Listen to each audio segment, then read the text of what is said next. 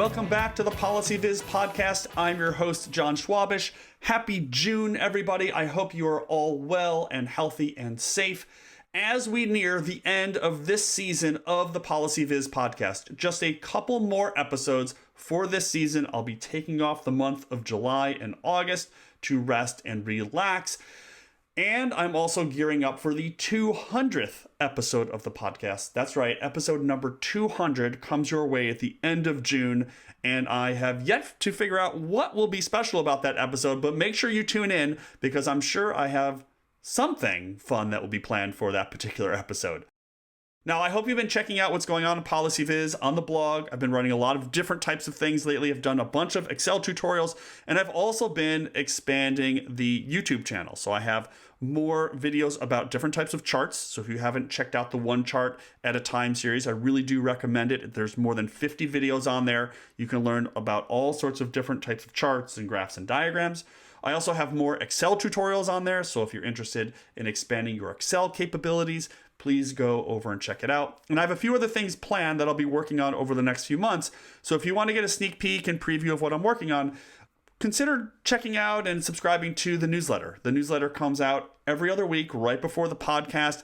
You'll get a sneak peek of what's going on behind PolicyViz. You get a sneak peek on the guest of that week's podcast episode. So on to the podcast. I'm really excited for this podcast because Scott Berkun is on the show. Scott has written the new book, How Design Makes the World. It is a fantastic book. It's a really nice, quick read. And as you'll hear in this week's episode of the show, Scott talks about design not as the way probably many of us in the data visualization and presentation fields think about it as good color or good font or good layout, but he thinks of it more as a verb. And so we're going to talk about a broader aspect of how design works and how it can be better used in our world. Scott, as you hopefully know, is the best-selling author of 8 books, including one of my favorite books on presentation, Confessions of a Public Speaker. He also wrote the book, The Year Without Pants, which of course is very applicable in our last 12 to 14 months. And his new book, as I mentioned, How Design Makes the World. So we talk about his book in this episode. We talk about different types of design. We talk about inclusivity and exclusion when it comes to design and design firms and all sorts of other things that I think you will find really valuable in your own work. So I'm going to pause here and send it over to the podcast episode. I hope you'll enjoy this week's episode of the PolicyViz podcast with Scott Berkun. Hey, Scott, how are you? Welcome to the podcast. I am good. Thank you for having me. I'm glad to be here. I am very excited to chat with you. We're going to focus a lot on your new book, How Design Makes the World, but I actually found out about you from your previous books about presentation skills. That's where I found about you, and I love your presentation book. You've got this like personality in your writing, this sort of like lightheartedness. Is that like purposeful? Intentional? It is, and it's connected back to this idea of design, actually, because a book is like a book is a relationship. You know, you people buy a book because I'm going to learn this thing. I'm going to understand this thing. Then they open it and it's dry, or it's boring, or it's self-involved. And so I always think of writing as it's a kind of design process. I'm trying to design an experience for the reader so they feel comfortable, they feel like having a conversation with some smart but also accessible and interesting person.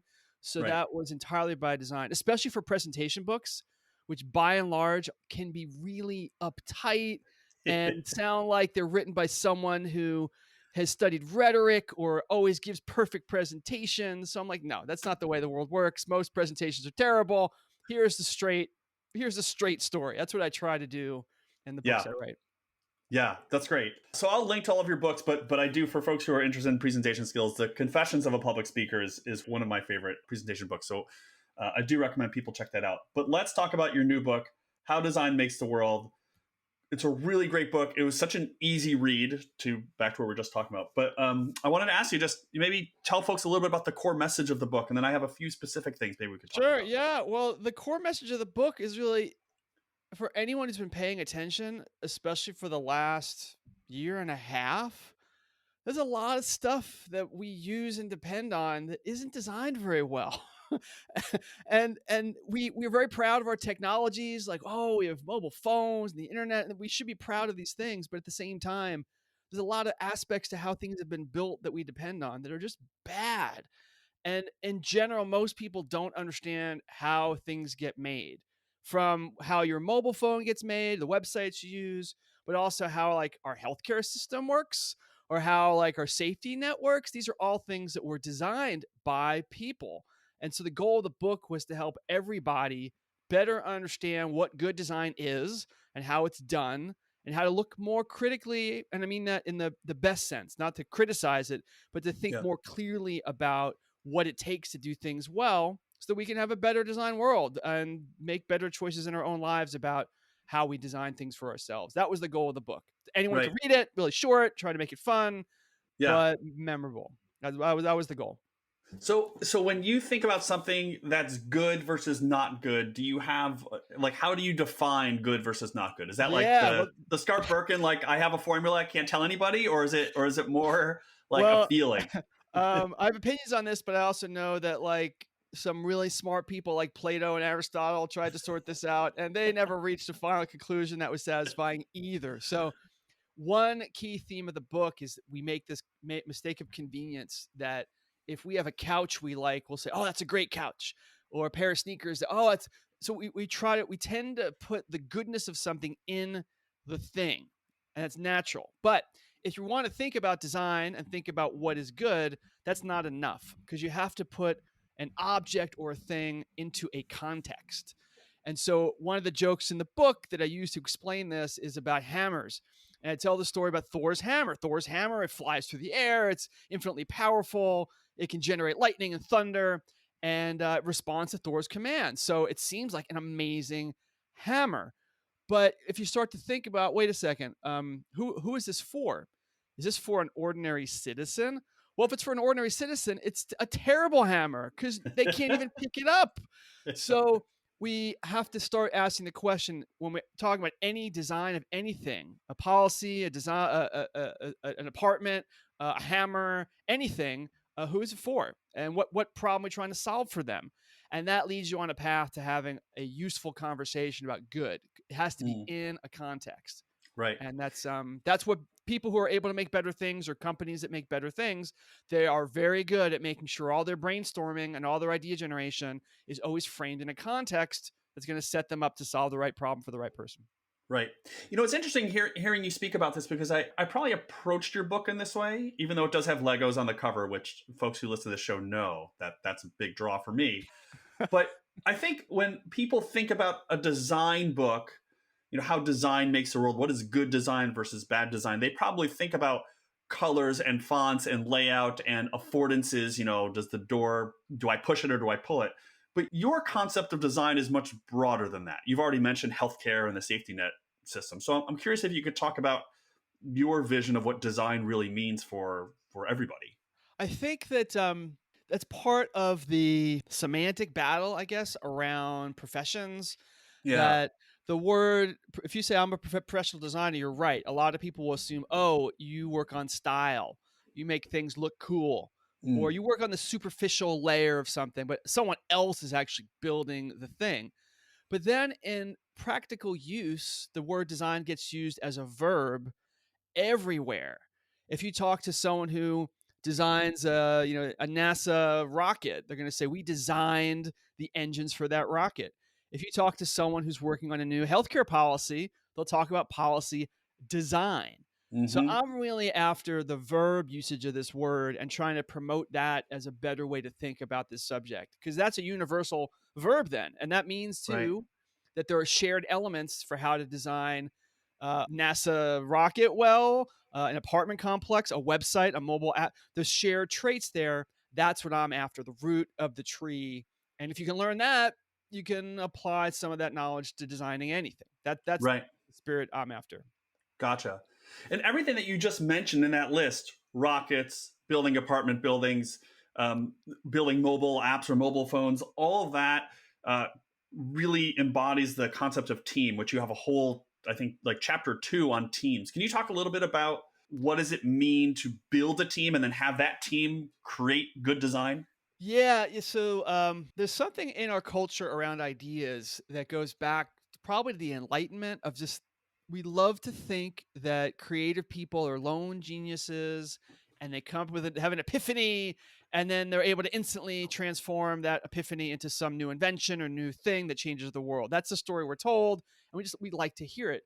But the history of that story is pretty bad. Like very few people actually succeed at progressing anything on their own. There's always a team. And this goes back even like to Thomas Edison, who, oh, what did Thomas Edison do? He invented the light bulb. It's like, no, that's really not what he did. Other people had patents on the light bulb. Many of Thomas Edison's patents had lots of other people on them too. He was actually a collaborator, Right. but that's not the romance that we know. So one goal of the book was to explain how a lot of what goes wrong on projects or leads to bad outcomes has to do with just simply the design of the teams.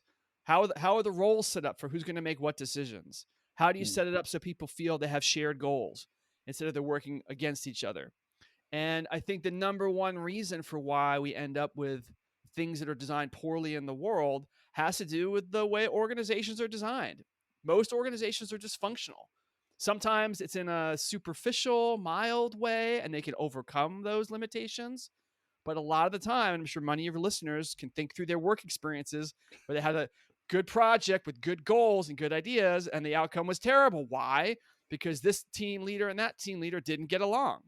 So that also leads to discussions of power and the power dynamic in an organization. And that is also a major reason why things work out well or not. It's not the intellectual quality of the ideas, it's something about relationships and leadership that often we want to gloss over.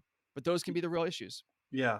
You talk in the chapter about teams where, as you just sort of mentioned, about the power inequalities, but also about design teams that are being might be exclusionary, both either within the firm or in how they think about sort of the external folks. And I wanted to ask you to maybe talk about that piece a little bit, and also to sort of extend it, whether you're thinking around what exclusion means with particularly with design.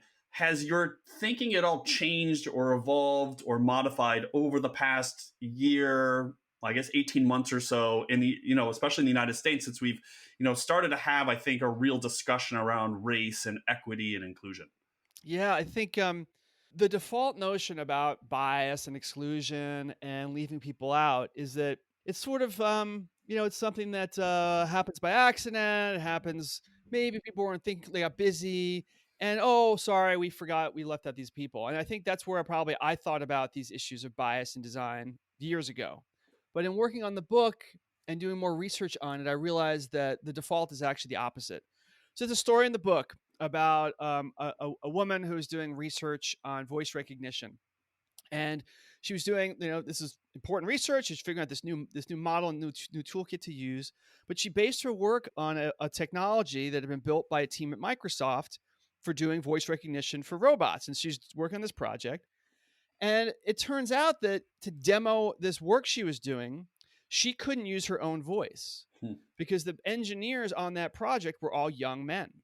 And the young men on this project, I mean, it wasn't a product for sale. It wasn't this well-funded project. They just simply used their own data, their voice data, to train their toolkit. They weren't doing it intentionally. They weren't thinking, hey, who can we leave out today? No, it's just they're busy. They're trying to get stuff done. They're trying to be, agile. So they just use their Right. own voices. Now that led to the exclusion of this woman who just she had to have a man demo her work, Mm. which sounds ridiculous in a terrible way. Like, Yeah. what? But that story is a story that gets played out by default.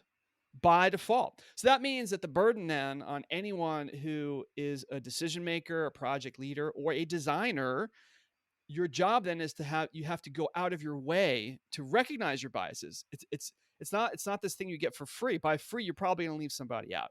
Yeah. And there's lots of evidence and stories in the book about how projects that have done that successfully and gone out of their way to recognize there are other cases and other users they should think about, it often makes the product better for everybody.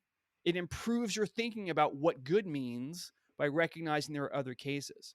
And that's still, I think, I was late to figuring that out, that it's an obligation. It's not this bonus thing. And I wanted to make sure that was included in the book. That is part of design. That is part. If you think you have an idea that can make the world better and you spend your career, you're investing your time in doing it, if you're going to change things, you are obligated to learn from the past history of people who are like you and wanted to make things better and ended up making things worse. Right. That's part of that should be part of your job. Your job, right. And unfortunately, it's not taught that way. Computer Yeah. science majors, which I was one, you're not taught that. And that's really, I think, a failure against the notion we have for progress as a society. So anyway, I wanted to make sure that should be in a book. If you're going to explain the basics of designing something, that should be part of what you are taught. This is your responsibility. Right. Now, a lot of your work and your writing is about communication, it's about innovation, it's about design. And I want to come back to the idea of teams. So within all of those different pieces, do you have thoughts for people who are part of a team where maybe they see that their group is being exclusionary, and let's just make it for the final product? How can they, as the individual in the team, promote a more inclusive approach to their design, their team, their presentation, whatever it may be? Answering that question in a meta design way. How do you design the design of something, right? Right. Yeah. The best answer is that you want to have a diverse team on the Mhm. project. Then you build that all in, because then every discussion, every brainstorming meeting, every specification you write, you share, hey, give me feedback on this. It's going to be built into your culture. Yeah. So in the case of the voice recognition toolkit, if instead of being a team of young white men, there was a middle-aged woman, there was someone who's African-American, if you had a diverse team, then the sampling data, they all doing their same thing, they're being efficient, the sample data would have been more diverse. They wouldn't have had to worry about some extra step as much because it'd be built in. And that's a harder problem to solve. I'm not an expert on solving that problem, but that is really, if you are trying to solve it in the most coherent, deepest way, that's the answer. Diverse teams tend to make products that better support diverse outcomes and for more diverse people. It's just, Right. it seems very simple to me, but hard to do. But hard to do. And I wonder, like, you come from a computer science background, I come from an economics background. And I would suspect in both of those fields, there's not a lot of qualitative methods taught in either of those. And I think that's something that I've seen, especially over the last 12 to 18 months, that these qualitative methods where we actually talk to people and understand their experiences and try to build that into our work is vitally important. And yet we don't have the training on how to do that. Because it's not just like you call someone on the phone and start talking to them. It's like, it's, kind of say it's that simple, but it's not that simple. So have you worked with folks or thought about, this mixing or merging of these different methods? Yeah, I was a weird student. I wasn't a great computer science student. So I knew during my college career, I was never going to be a great programmer. Like at best, I'd be a mediocre programmer and not that happy being it. So Right. before I left, I tried to figure out what else can I do with this technical knowledge, but I wanted to make products. I studied human factors skills, which include how you do qualitative research, how you do interviews. So I learned some of that in college. Yeah. And then during my career, I worked on project teams that had made investments in those things. And so I don't think it's that hard to learn. I think the bias that economics and computer science and the sciences have is this faith in the rigor of what's measurable and hard data. Yeah. But if you talk to a customer, it's considered soft data somehow. But I've come to the opposite conclusion that it's all the stuff that's harder to measure that can often be the most important data or information you can get. And so I think the book talks about some of these methods. And the most important one was if you're making anything, you are obligated to watch someone try to use a prototype version of the thing you're making. To watch. You don't have to track their click-through data. Hard data, yeah, you can get that, but you want to actually observe, because what you are doing by making something, and this includes presentations, you are making something to have a psychological effect on the other person. Cognitive psychological effect. They're going to learn something. They're going to behave differently. So how do you study that? You can observe it. So if in the case of software and things like that, you make a prototype and you sit someone down who's in your target demographic and you observe and you watch where do they struggle? Where do they do well? What words did you use that they think means something else? All that's observable, which in a way is the heart of science. That's what Newton did. You observe, you have a premise, You do an experiment and you observe. And that curiosity to observe and to be patient and to realize that's where your real information is going to come from is scientifically viable as a premise for how you're going to get your best information about what you're doing.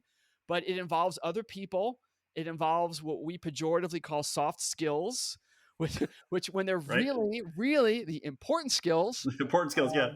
And this is basic things you see product people do. You can call someone up like you're suggesting and say, hey, what do you think of my product? And we know from our cognitive biases, most people are going to be polite and compliment you. Yeah. So they're going to say, oh, your product's great. You're going to, okay, my customer research is done. Check. Yeah. Woo-hoo! Right. We're joking, but a lot of CEOs and executives, that's exactly what they do. That's exactly why they believe they're making good stuff. And we know as users of it that their stuff is terrible and we don't understand why. That Right. is the cognitive dissonance. So you're asking a good question. I don't think it's that hard a problem to solve, provided we're open-minded about how these other kinds of data can be the more powerful kinds. Yeah. So you mentioned presentations. I want to just pivot quickly into Sure. presentations. So is your, I guess, ideal model for people, I always tell people, make sure you practice your presentation, rehearse your presentation, and, don't just click through and mumble it to yourself, like actually stand up and, click through. But the obviously best approach is to practice your presentation in front of a group. Yeah. But not everybody has that, especially now, we're all at home. We don't necessarily have that luxury. But is that your core part about getting a really good presentation, is being able to practice it in front of people? I think that there's at least two parts to what a good presentation is in this context. And so one is the performance, and practicing will help you with your performance, how you feel comfortable, how your segues between different topics is going to work. But that's all about performance. If you told me I could only magically give every presenter in the world, one skill improvement, like they couldn't fix them all but one, it'd really be about this last question that you just asked about better understanding who you're talking to. Yeah. So many presentations seemed aimed at some imagined audience that is not the audience. It's either too complicated, it's too guarded, it's too pretentious. And that's really just about misunderstanding who you're talking to. And a lot of experts, a lot of experts, in public policy and economics, really smart. And you ask them to give a presentation, and in 2 minutes, it's like, what are they doing? And that to me is, they really need to think. And there's a chapter in Confessions of a Public Speaker about this. Why are these people listening to you? What question do they have? What mistake are they making in their world with your expertise? If you give a talk about that, you're guaranteed to help people, even if you mumble, even if you don't have good jokes, even if your slides are ugly. If you give a presentation that, here's the 5 things, I know who you are, you filled out the survey, I know why you're here. There's 5 mistakes I'm confident most of you are making. You can avoid them. I'm going to show you how. Boom! Mm-hmm. Everyone wants to hear that presentation. Everybody. Right. But how often do we get that presentation from experts? Rarely. That's part of why I wrote the book, and that's part of why I still coach people in speaking. I feel like the world could be so much better if our experts actually gave something closer to that in their approach to even the topics they talk about. So I want to turn back to one thing and then turn back to the design book, because you just mentioned that, find out what your audience wants or what they need. And I think a lot of people will say, well, I don't know how to ask my audience that question before I develop or give the talk. And I don't know how to issue a survey. So that's a pretty practical question. But how do you think about, solving that challenge? Well, I think even if you don't have time for the survey, you don't know how to do it, or you don't have access to your audience, you can still go through that thought process of, well, let me step back from my ego. Let me step back from what I want to talk about. Let me step back from that and just ask that question. Who's going to click on the link to show up at this Zoom webinar? Who's going to do that? And what do they know? What problems are they facing? What is it that led them to click on that link as opposed to the 100 other things they could do with this hour? Why? There has to be a problem they're trying to solve, a situation they're in at work. What is that reason? Right. And even if you have to guess about that reason, you're going to have a better approach to what you cover than falling back on, which was what we do, me and my ego. I want to talk about this. And also sometimes you have the problem, the organizer of the event reached out to you or your boss and says, hey, Sally, can you give a presentation about tax accounting? And you go, all right, I'll give a presentation about tax accounting. And no one bothers. Who knows why your boss suggested it? It may Right. have nothing to do with the audience at all. He wants to put on his, report for the week that someone gave it. So you need to do a little bit of journalistic investigation as to what is this? Who's coming? And if you have to guess at it, that's better. That's better than nothing. We fall Yeah. back on our egos, and we know from watching those presentations, that's really not what we want. Yeah, I tell people now, a lot of presentation stuff is subjective, right? Like if you put a design on your slides and, it could be, you might like it, I might hate it, it's fine. But I have two things that I just absolutely hate. And one is when the presenter, and this happens in my field all the time, they have that big list of stuff and they say, I know you can't see this, but, and then they just continue. It's like, could you care less about me as the audience member? It's like, I know you can't see this, but I don't care. I'm just going to keep talking. I mean, yeah, it's a symptom. It's a symptom. It is, yeah. And also a symptom of how they practiced, and just think it's really about me. It's about, and not that they're intending. It's like the exclusion habit from earlier on in this conversation. They're not intending to bore you, but when you are in your own world about what the presentation is for, what problem you're going to solve, it's going to tend to err on the side of being self-indulgent. It's just for me. Yeah. Well, it also wraps back to your whole book on design, right? Which is understand how people are going to use whatever it is. And in this case, how are they going to use the presentation? And if you can't present it well, if you can't think about how they're going to use it, it's not going to be a good presentation. No, I mean, it can be in a minor way. Like you can be entertaining. Right. Yeah. That's not the worst situation, but the hope is, and that's your intent probably as the speaker, that you can have this performance that's interesting, but when it's over, people leave now being able to solve a problem or ask a better question or feel happier about their lives or be better parents or be better teacher or whatever. Whatever, right. For some kind of movement outside of the experience of being in that talk. Right. So I want to turn back here as we get close to our end time. Have this whole book on design. I love the idea of design as a verb. So are there products, services, websites now in your mind that are like, what are have the worst design and what has the best design? Can you pick out a couple on each? Yeah. So, my favorite go-to answer for this is actually a strange one. It's an axe. So it's a Fisker's axe. I live in Seattle. I live a bit out in the woods. So I split wood. It's great stress relief. I highly recommend it. But it's an axe. It's a splitting wedge. It's just, not that expensive. It's maybe a $70 axe, but it is so well shaped.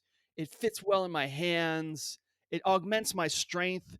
I never have to worry about its battery life. It never crashes. Right. So it's very simple, obviously. It's not Excel or Google Sheets or something complex, but it reflects to me a very simple tool that's excellent at what it does without any frustrations. And I think that's an ideal for a lot of designs that we deal with in the world. Mm-hmm. And on the other end of the spectrum is just to look at the chaos and the mess of what our healthcare system went through over the last year. All the little pieces of the vaccine rollout, from the registration websites that would crash, from the logistics, the design of the logistics systems for getting vaccines to different places, to the communication around how information from the CDC was rolled out. Mm-hmm. There's so many things in there that you could say, not in totality, but individually in terms of the proficiency of each of these things, were design failures. These were things that should be designed better. They should be designed so we can depend on them in a crisis, and they weren't. Yeah. And so you can pick any corner of that whole story over the last year and go, wait a second, what? Who designed this? What were they trying to solve? What went wrong? Yeah. And I think it's, of all the things I could say, it's probably the most important. Yeah. These and talk about exclusionary too, right? I mean, we had the inequality in the vaccine rollout and who's been affected by COVID. All these things draw back to that thing that we were talking about exclusion and inclusiveness. Yeah, absolutely. How design makes the world. These are all the things in the world. How are they designed? That was the thrust of the book, is to have everybody have access to asking, the ability to ask better questions about these things and understand why these things often go wrong, and then also what we can do about them. So I have an axe on one hand, my survivalistic instincts, and then my critique is about civilization and society. Civilization as a whole, yeah. Great. Scott, thanks so much for coming on the show. The book is How Design Makes the World. I'll link to it in the show notes. It's been great chatting with you. Thanks so much for coming on. Well, thanks for having me. And thanks to everyone for tuning into this week's episode of the show. I hope you enjoyed that. I hope you learned a lot about design and this concept of design as a verb. I have linked to Scott's books on the show notes, so do check them out. Again, the new book, How to Design Makes the World, I think is a really great synopsis of how to think more broadly about design. So I hope you're well, I hope you're safe. So until next time, this has been the PolicyViz podcast. Thanks so much for listening. A number of people help bring you the PolicyViz podcast. Music is provided by the NRIs, audio editing is provided by Ken Skaggs, and each episode is transcribed by Jenny Transcription Services. If you would like to help support the podcast, please share it and review it on iTunes, Stitcher, Spotify, or wherever you get your podcasts. The PolicyViz podcast is ad-free and supported by listeners. If you'd like to help support the show financially, please visit our Patreon page at patreon.com/PolicyViz.